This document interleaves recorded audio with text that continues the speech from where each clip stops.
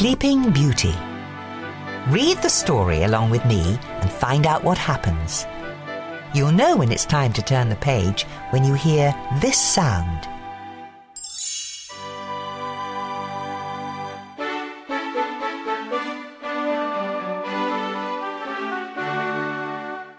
Long ago, there lived a good king named Stephen. For many years, King Stephen and his queen wished and wished for a child. At last, their wish came true. The king and queen named their daughter Aurora. A great feast was planned to celebrate the birth of the new princess. Everyone in the kingdom came to the feast. King Hubert arrived with his son, Prince Philip. The two kings decided that one day Philip and Aurora would marry. That way our kingdoms will always be united, King Hubert told his son. 3 good fairies came to the feast. Each had a special gift for the princess. Flora waved her wand. I give you the gift of beauty. My gift shall be the gift of song, said Fauna. And my gift, began Merryweather. Suddenly, a blast of wind blew open the castle doors. A bright flame filled the room. Then the wicked fairy, Maleficent, appeared from the flame. You did not invite me to the feast, King Stephen, but I too have a gift for the princess. Maleficent pointed at the cradle. Before the sun sets on her 16th birthday, the princess will prick her finger on the spindle of a spinning wheel, and she will die. Seize that creature, shouted the king. But Maleficent disappeared in a cloud of smoke. Luckily, Merryweather still had her magical gift to give. The good fairy could not undo the evil spell, but she could soften it. Merryweather waved her wand.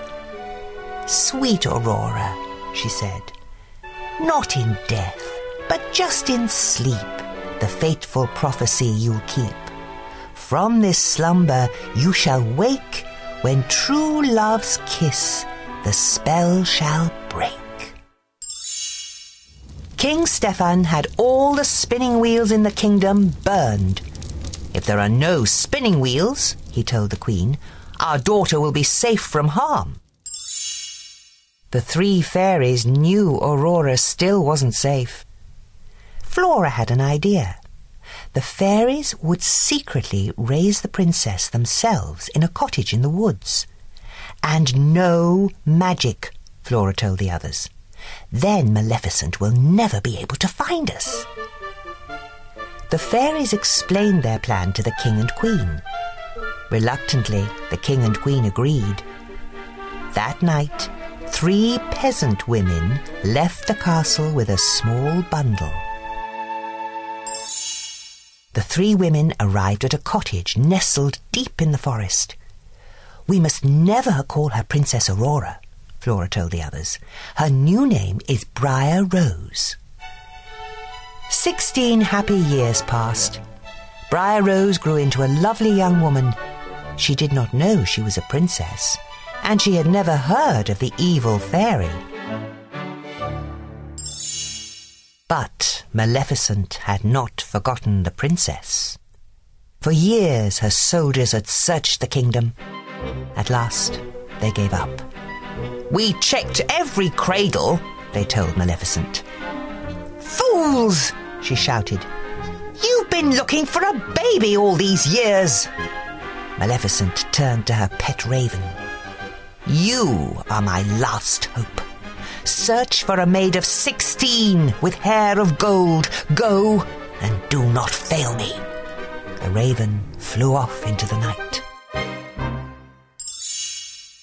The next day was Briar Rose's 16th birthday. The fairies wanted to surprise her with a party, so they sent her out of the cottage. We need berries, Fauna said. Lots of berries, added Flora. Don't hurry back, called Merryweather. The fairies set to work. Flora made a dress, Fauna baked a cake. This dress looks awful, declared Merryweather. The fairies needed a little magic. Meanwhile, Briar Rose was singing to the forest animals. She told them all about a prince she had met in her dreams. Nearby, Prince Philip was riding his horse. When he heard Briar Rose singing, the prince couldn't resist joining in. For a little while they sang and danced together. "What is your name?" Prince Philip asked. "Why, it's—" Just then, Briar Rose remembered that she was not allowed to talk to strangers. "I have to go," she said quickly. "When will I see you again?" asked the prince. He'd already fallen in love with Briar Rose. "Tonight. I live in the cottage in the glen," she called as she hurried away. Back at the cottage, Fauna had fetched their magic wands. She waved her wand. Now the cake was perfect. Flora changed the dress she had made into a beautiful pink gown. "It should be blue," said Merryweather. She made the dress blue. "Pink!" shouted Flora. The fairies kept changing the dress from pink to blue, and blue to pink.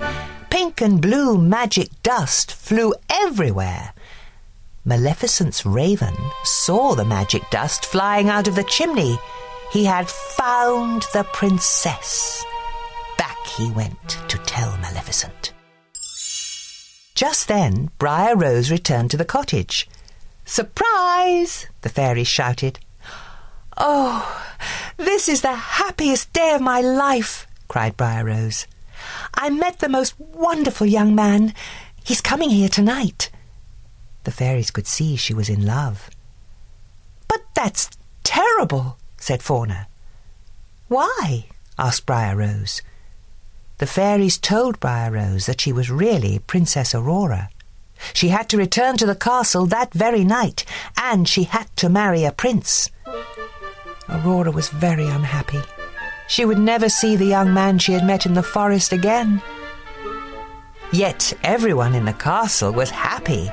King Stephen couldn't wait to see his daughter, and King Hubert couldn't wait for her to marry Prince Philip.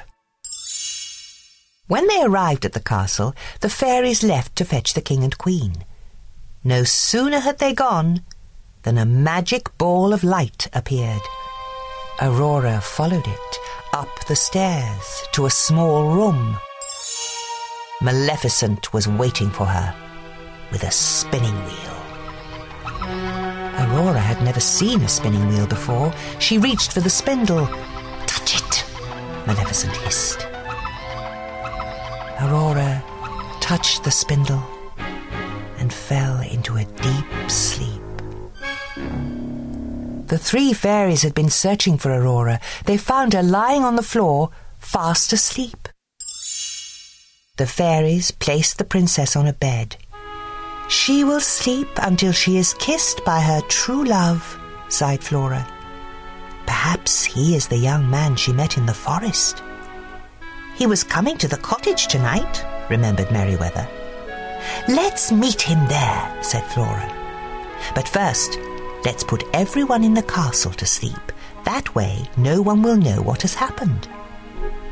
The fairies cast a spell over the entire castle. Soon, everyone was fast asleep. Prince Philip had already arrived at the cottage. He had decided to marry the girl he had met in the forest instead of Princess Aurora. Maleficent's soldiers were waiting for him. They tied up the prince and brought him to the Forbidden Mountains. Maleficent told Prince Philip that the girl in the forest was really Princess Aurora. She was sure he would never escape to wake his sleeping beauty. But the three fairies realized what had happened.